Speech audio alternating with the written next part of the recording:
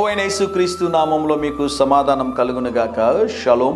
గమనించండి ప్రియులారా, ప్రార్థన మన జీవితంలో ఎంత ప్రాముఖ్యమైనదంటే, కొన్నిసార్లు మనం ప్రార్థన చేస్తున్నప్పుడు మన అవసరతలన్నింటినీ దేవునికి తెలియజేస్తూ ఉంటాం.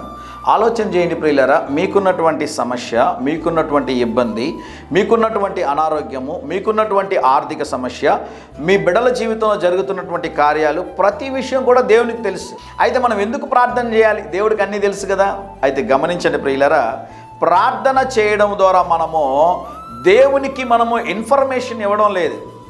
ప్రార్థన ద్వారా మనం ఏం చేస్తున్నాము అంటే, మనకున్నటువంటి సమస్యలో, మనకున్నటువంటి ఇబ్బందిలో మనము దేవునిని ఇన్వాల్వ్ చేస్తూ ఉన్నాము. దేవుని నామానికి స్తోత్రం కలుగునుగాక. మీరు ప్రార్థించినప్పుడు వాక్యం అంటది, మీరు దేని కొరకైతే ప్రార్థించారో అవి పొందుకొని ఉన్నారని మీరు విశ్వసించిన ఎడల మీరు వాటిని పొందుకుంటారని లేఖనాలు తెలియజేస్తూ ఉన్నాయి. ప్రార్థించేటప్పుడు మనకు అవసరమైంది ఏంటి అంటే, విశ్వాసం మనకు అవసరం. విశ్వాసంతో ప్రార్థన చేయాలి, దేవుని పాద సన్నిధిలో ఉంచాలి, దేవుని మనం ఇన్వాల్వ్ చేయాలి. ఈ ఉదయకాల సమయం కొరకు 18వ కీర్తన 6వ వచనము, నా దేవునికి ప్రార్థన చేసి తిని, నా శ్రమలో నేను యెహోవాకు మొరపెట్టి తిని, నా దేవునికి ప్రార్థన చేసి తిని. శ్రమలో ఉన్నావా? ఇబ్బందుల్లో ఉన్నావా? కష్టంతో ఉన్నావా? పోరాడుచు ఉన్నావా?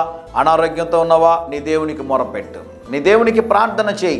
పరిస్థితులను దేవుడు మారుస్తాడు, దేవుడు స్వస్థపరుస్తాడు, దేవుడు ఆరోగ్యాన్ని ఇస్తాడు, దేవుడు ఆయుష్ని ఇస్తాడు, దేవుడు ఆర్థిక సమస్యల నుంచి విడుదలను ఇస్తాడు.